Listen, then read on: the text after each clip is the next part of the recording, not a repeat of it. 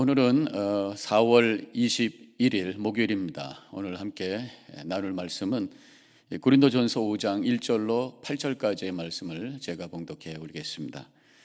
너희 중에 심지어 음행이 있다함을 들으니 이런 음행은 이방인 중에서도 없는 것이라. 누가 그 아버지의 아내를 취하였다 하는도다. 그리하고도 너희가 오히려 교만하여져서 어찌하여 통하니 여기지 아니하고 그 일 행한 자를 너희 중에서 쫓아내지 아니하였느냐. 내가 실로 몸으로는 떠나 있으나 영으로는 함께 있어서 거기 있는 것 같이 이런 일 행한 자를 이미 판단하였노라. 주 예수의 이름으로 너희가 내 영과 함께 모여서 우리 주 예수의 능력으로 이런 자를 사탄에게 내어주었으니 이는 육신은 멸하고 영은 주 예수의 날에 구원을 받게 하려 함이라. 너희가 자랑하는 것이 옳지 아니하도다. 적은 누룩이 온 덩어리에 퍼지는 것을 알지 못하느냐? 너희는 누룩 없는 자인데 새 덩이가 되기 위하여 묵은 누룩을 내버리라. 우리의 유월절 양 곧 그리스도께서 희생되셨느니라. 이러므로 우리가 명절을 지키되 묵은 누룩으로도 말고 악하고 악의에 찬 누룩으로도 말고 누룩이 없이 오직 순전함과 진실함의 떡으로 하자. 이제 함께 기도하겠습니다. 오늘 말씀을 통해서 우리에게 주시는 주님의 음성을 듣기를 원합니다. 우리의 영혼의 문이 열려지게 해주시고 그 말씀 앞에 결단할 수 있도록 겸손한 마음 허락하여 주시옵소서. 예수님의 이름으로 기도합니다. 아멘. 지금 고린도 교회가 여러 가지 문제가 있었습니다. 제일 먼저의 문제는 분쟁의 문제였었습니다. 그래서 바울파, 아볼로파, 게바파, 그리스도파 이렇게 사람 중심으로 서로 갈등을 하고 있는 그러한 상태에 있었습니다. 이 분열, 분쟁, 예수님보다 사람을 더 생각하고 믿음보다 다른 것이 더 중요하게 느껴질 때에 이런 분쟁이 일어나게 되고 결국 교회가 갈등하게 되고 사탄은 이렇게 나누어져 있는 틈을 타고 들어와서 또 영적으로 성도들을 파괴시키게 된다는 것을 보게 됩니다. 그래서 오늘 본문의 말씀은 이 고린도 교회의 또 한 가지 문제, 바로 이 도덕적 타락의 문제를 다루고 있는 것을 보게 됩니다. 예수님을 바라보고 하나님을 중심으로 살게 되면 이 도덕적 기준이 높아지게 되어 있어요. 믿음이라고 하는 것은 우리의 삶이 점점 높아지는 거예요. 그래서 우리 찬양에도 올라가 독수리같이 하늘로 올라갑니다. 하나님을 향해 올라가는 것입니다. 하나님의 비전을 향해 올라가는 것입니다. 하나님의 뜻을 향해 올라가는 것이에요. 하나님의 나라를 향해서 올라가는 것입니다. 도덕적 기준을 높이는 것이 바로 믿음이라고 하는 것이에요. 그렇게 하기 위해서는 우리가 주님께로 더 높이 올라가기 위해서는 하나님이 누구신지를 우리가 알아야 되는 것입니다. 그래서 우리가 성경 공부하고 말씀을 듣는 거 아니겠습니까? 그런 많은 말씀이 있습니다만 그것을 정리해 보면 구약에서 하나님께서 자신을 거룩으로 설명하고 있습니다. 그래서 내가 거룩하니 레위기 11장 45절의 말씀 종합을 통해서 알 수 있는 것이 내가 거룩하니 너희도 거룩하라. 그래서 구약에 나오는 많은 그 율법의 말씀이 결국 거룩하라, 하나님 앞에 거룩한 삶을 살기를 원하는 것이 하나님의 뜻이라는 것이죠. 그런가 하면 신약에 예수님께서 오심으로 말미암아 우리에게 주신 중요한 계명, 모든 율법을 초월하는 또 하나의 계명을 주셨는데 새 계명을 너에게 주노니 서로 사랑하라. 그래서 이 거룩과 사랑, 구약을 통해서 우리에게 주시는 메시지는 거룩, 신약을 통해서 우리에게 주시는 메시지는 사랑. 이 거룩은 어떤 존재에 대한 메시지라고 할 수 있다면 이 사랑은 관계에 대한 메시지. 내가 하나님 앞에 바로 서고 우리의 관계가 사랑으로 세워질 때에 바로 그것이 하나님의 뜻이 이루어지는 하나님의 나라가 된다고 하는 것이죠. 이것이 바로 우리가 추구해야 될 모습인 것입니다. 그런데 지금 하나님 중심이 아닌 사람 중심으로 믿음 생활을 하다가 이 고린도 교인들이 그래서 게바, 바울, 아볼로 이렇게 어떤 사람들 추종하는, 그러면서 서로 반목하고 갈등하는 그런 분쟁의 모습을 보이다가 결국 그들이 영적으로 타락하게 되고 도덕적 수준이 떨어지고 마는 그런 결과를 가져왔다고 하는 것이죠. 그래서 오늘 본문의 1절의 말씀에 이렇게 시작을 하고 있습니다. 너희 중에 심지어 음행이 있다함을 들으니 그런 음행은 이방인 중에도 없는 것이라 누가 그 아버지의 아내를 취하였다 하는도다. 지금 고린도 교회의 이 성적 타락의 이슈를 지금 언급을 하고 있습니다. 음행, 육신적 쾌락을 추구하는 그러한 모습이잖아요. 거룩과 사랑의 가치를 다 저버리고 육신적 차원, 영적 차원은 다 무너지고 육신적인 어떤 욕망과 쾌락을 추구하는 그런 모습이 바로 음행이라고 하는 단어 속에 담겨 있는 것을 알 수가 있습니다. 그런데 바울의 말씀은 이방인 중에도 없는 것이 성도들에게 있다고 하는 것이, 이방인들보다도 도덕적인 수준이 더 낮은 상태로 떨어졌다고 하는 것입니다. 사람도 사람 같지 못한 짐승 같은 그러한 모습이라고 하는 것을 여기서 말씀하고 있습니다. 바로 이 쾌락 추구가 한계가 없다고 하는 것을 알 수가 있어요. 이 음행을 추구하고 쾌락을 추구했던 이 고린도 교인들이 아버지의 아내까지 범하는 그런 음행을 하게 되었다고 하는 것이죠. 1절에 누가 그 아버지의 아내를 취하였다 하는도다. 아버지의 아내, 그 당시에는 그 첩들이 많이 있어가지고 아버지의 둘째 부인, 셋째 부인 혹은 첩을 어떤 첩과의 어떤 성적인 그런 관계를 가져버리는, 음행을 하는 그러한 상태를 여기서 말하고 있는 것이죠. 이것은 음행의 죄뿐만이 아니라 아버지를 향한 철저한 배신의 죄라고 할 수가 있어요. 도덕과 영성이 완전히 무너져 있는 그러한 상태라고 할 수가 있습니다. 근데 성경에 보면은 이렇게 아버지의 아내, 아버지의 첩을 취했던 그런 기록들이 또 나오고 있습니다. 창세기 35장에 보면은 야곱의 12아들 중에 장자가 되는 루벤이 아버지의 부인이었던 라헬의 몸종이자 또 아버지 야곱의 첩인 그 라빌하와 동침하는 이야기가 나오게 되죠. 결국 이렇게 아주 어떤 그런 쾌락의 극치 속에 빠지게 될 때에 그 삶은 결국 불행해진다고 하는 것을 우리는 이 루벤을 통해서도 알 수가 있습니다. 루벤은 장자였어요. 얼마든지 하나님 나라의 하나님의 구원의 역사 속에 주인공이 될 수 있는 사람인데 결국 이러한 죄로 말미암아 그는 사라지게 되었고 오히려 넷째 아들이었던 유다가 하나님의 구원의 역사의 주역이 되고 그 유다 지파에서 다윗이 나오고 다윗의 우선 속에서 예수님이 나와서 하나님의 구원의 역사에 쓰임받는 가문이 되었던 것을 우리는 알고 있습니다. 그런가 하면 사무엘상 16장으로 가보면 다윗의 아들 압살롬이 구테타를 하게 되죠. 그래서 아버지를 몰아낸 다음에 남아있었던 궁전에 있었던 아버지의 첩 중에 하나를 백성들이 보는 앞에서 취하는 그런 끔찍한 이야기가 나오고 있습니다. 결국 이 압살롬은 어떻게 됐습니까? 전쟁에서 처절하게 죽임을 당하고 말았던 것을 알 수가 있어요. 이런 근친상간, 용납될 수 없는 죄. 그런데 지금 고린도 교회 안에서 그런 일이 일어나고 있다고 하는 것이에요. 이렇게 쾌락 추구라고 하는 것은 한계가 없다고 하는, 한도 끝도 없다라고 하는 것입니다.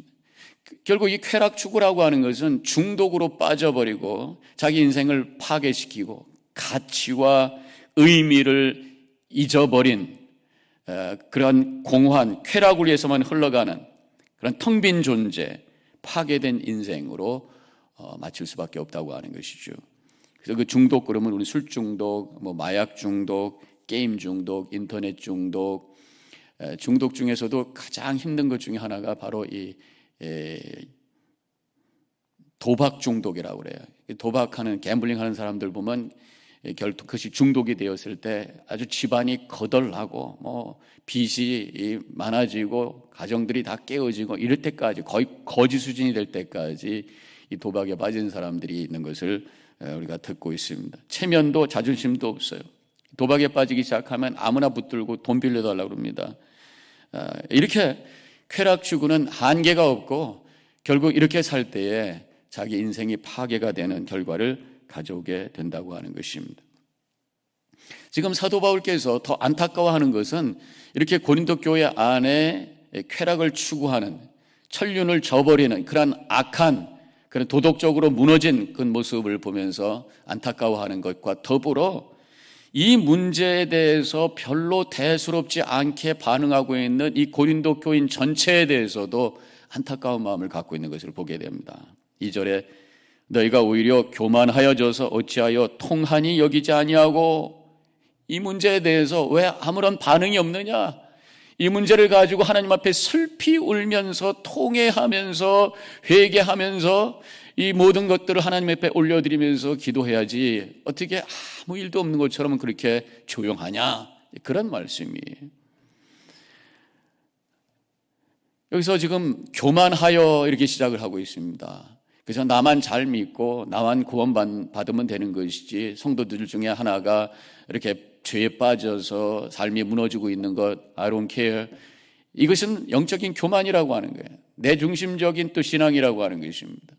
우리 성도들은 나만 믿음 생활 잘하고 나만 구원받는 것이 아니라 다른 영혼도 함께 하나님 나라 갈 수 있고, 특별히 우리가 신앙의 공동체로 만난 우리 성도님들, 귀한 영혼들 함께 믿음의 성장을 하고 하나님께 갈 수 있도록 서로 기도하고 격려하는 이런 관계가 우리가 가운데 필요하다고 하는 얘기예요. 여러분들 지금 성도님들을 위해서 얼마나 기도하고 계세요? 그저 아픈 분들, 물론 아픈 분들, 여러 가지 경제적으로 어려운 분들 위해서도 기도하겠죠. 그런데 특별히 또 영적으로 약해진 분들, 특별히 이 팬데믹 상황 속에서 주저앉아 있는 분들, 그분들을 위해서 눈물로 우리가 기도해야 되는 바로 그때가 지금인 줄로 믿습니다. 하나님은 거룩하시기 때문에 죄를 보시고 영적 반응을 하십니다. 그래서 저는 그것을 하나님의 영적 화학 반응, 죄에 대해서 하나님께서는 반응을 하시는데 그 반응이 진노고 심판이에요. 그런데 또 하나님의 또 하나의 중요한 속성이 있습니다. 거룩과 함께 바로 사랑이지요. 하나님은 사랑이시라. 그렇기 때문에 어떻게 해서라도 그 영혼을 구원하기 원하는 그런 마음이 있으신 분이 우리 하나님이십니다. 그래서 그 죄의 문제를 해결하시기 위해서 예수 그리스도를 이 땅에 보내주시고, 예수님이 십자가에서 대속의 죽음을 당하심으로 믿는 모든 자들에게 죄 없다 인정해 주시는 은혜를 허락해 주신 거잖아요. 그래서 이 십자가는 하나님의 그 거룩과 또 다른 말로는 공의와 하나님의 그 사랑이 완벽하게 조화가 된 그곳이 바로 십자가라고 하는 것입니다. 그래서 우리 믿는 성도들도 그 십자가를 붙들고 살아가기 때문에 바로 이 거룩과 사랑, 공의와 사랑, 이 두 가지가 우리 안에 함께 있어야 돼요. 그래서 성도들, 특별히 이런 죄 가운데 빠진 성도들을 바라볼 때에 오늘 본문의 말씀에서도 먼저 그들을 향해서 통한하게 눈물로 그들을 위해서 기도해 줄 수 있는 그런 마음이 필요하다고 하는 것을 오늘 본문에서 말씀하고 있습니다. 그러면서 동시에 마태복음 18장에 보면은 신앙의 공동체 안에서 어떤 문제를 일으키고 죄 가운데 빠진 자들을 어떻게 대해야 될 것인가라고 하는 것을 여러 가지 말씀하고 있어요. 이 연결을 시켜보면은 이렇습니다. 먼저 그를 불쌍히 여기고 그 영혼을 위해서 기도해야 되는 것이에요. 눈물로 기도해야 되는 것이에요. 오늘 본문의 말씀을 통해서. 그리고 마태복음 18장 15절에 보면은 너와 그 사람만 상대하여 권고하라. 만일 들으면 내가 내 형제를 얻을 것이요. 아직 오픈하지 말고 개인적으로 프라이빗하게 그 사람을 만나서 권면해 주고 다시 하나님께로 돌아오도록 그렇게 한번 기회를 줘라. 사랑이라고 하는 것은 기다려주는 거 아니겠습니까? 급한 게 아니죠. 어떻게 해서라도 다시 하나님 앞으로 돌아올 수 있도록 기회를 주고 기다려줄 수 있어야 된다고 하는 것입니다. 그럼에도 불구하고 움직임이 없으면 마태복음 18장 16절에는 계속해서 이렇게 말씀하고 있습니다. 만일 듣지 않으면 한두 사람을 데리고 가서 두세 증인의 입으로 말마다 확증하게 하라. 좀 더 많은 사람들에게 오픈을 해서 함께 가서 그 사람을 권면하고 그 죄로부터 빠져나오도록 한번 이끌어봐라. 그런 말씀이죠. 그런데도 그것이 워킹이 되지 않을 때는 마태복음 18장 17절에 만일 그들의 말도 듣지 않거든 교회에 말하고, 결국 공개적으로 이 문제를 다루라. 그러고 나서 이어서 그 뒷부분에 교회의 말도 듣지 않거든 이방인과 세리와 같이 여기라. 결국 죄인 취급해라. 결국 기회를 충분히 주고 위에서 기도해 주고 함께 옆에서 도와줬음에도 불구하고 그 죄 가운데 빠져나오지 못한다면 신앙의 공동체를 지키기 위해서도 결국 그를 출교시켜라. 그런 말씀이죠. 그래서 결국 오늘 말씀에서도 2절에서 이 일 행한 자, 즉 음행을 행한 자, 아버지의 아내를 범한 자를 너희 중에서 쫓아내지 아니하였느냐, 출교했어야 된다. 그런 말씀이. 세상보다 못한 사람, 짐승 같은 사람과 함께 있을 수 없다. 그것은 교회의 어떤 영성을, 또 성도들의 영혼을 오염시킬 수 있는 그러한 위험한 것이다. 그런 말씀이에요. 저는 여기서 출교시켜라 이 초점보다 더 중요한 것은 우리가 개인의 영성, 우리 성도님 한 사람 한 사람의 도덕성, 나의 도덕성을 높이는 것과 더불어 우리 교회의 공동체의 정결함, 우리 교회가 모두가 다 영적으로 함께 정결하고 주님 앞에 거룩하게 가도록 우리가 함께 기도하고 노력하는, 이것이 우리에게 필요하다고 하는 말씀을 오늘 말씀을 통해서 깨달아야 될 줄로 믿습니다. 그래서 이 중보기도가 얼마나 중요한가. 힘든 분들, 아픈 분들을 위해서 기도하면서 동시에 영적으로 어려운 분들, 또 집 가운데 빠진 분들, 그런 분들을 위해서 우리가 기도하는, 그렇다고 이거 공개적으로 어떤 개인적인 어떤 그런 문제를 가지고 이슈를 만들어서 그렇게 하면 안 되겠죠. 개인적으로 제가 알고 있었을 때 그분을 위해서 하나님께 눈물로 기도하는, 그래서 그가 하나님께로 돌아올 수 있도록 간절히 중보하는 이런 차원의 기도가 우리에게 필요하다고 하는 거예요. 동시에 처음에 제가 시작할 때 말씀드렸습니다만 고린도 교회가 이렇게 영적으로 타락한 이유는 서로 분열돼서 그런 거란 말이에요. 분쟁을 해서 그렇단 말이에요. 하나님 중심이 아니라 사람을 중심으로 신앙생활했기 때문에 그렇다고 하는 것입니다. 그래서 교회가 하나 되기를, 예수 그리스도만이 우리의 중심이시고 머리 대신 그리스도를 향해서만 교회가 움직이고 우리의 삶의 중심에, 교회의 중심에 하나님이 서 계실 수 있도록 하기 위해서 함께 기도하고 결단하는, 그래서 교회가 평안한, 또 교회가 거룩을 향해서 함께 움직여 나갈 수 있는 그러한 교회가 되도록 기도하시고 힘쓰심으로 말미암아 우리 모든 성도님들이 거룩한 삶으로 또 하나님께 영광 돌리고 여러분들의 교회들이 하나님께 쓰임받는 복된 은혜가 넘치는 그런 신앙의 삶을 살아가는 성도님들과 교회가 되기를 주님의 이름으로 간절히 축원합니다. 기도하겠습니다. 하나님 감사합니다. 우리의 신앙이 오직 예수, 하나님 중심, 말씀 충만, 그래서 악한 것들이 우리 안에 틈 못하도록 주님의 뜻을 이루어갈 수 있는 우리 성도님들 교회 되게 하여 주시옵소서.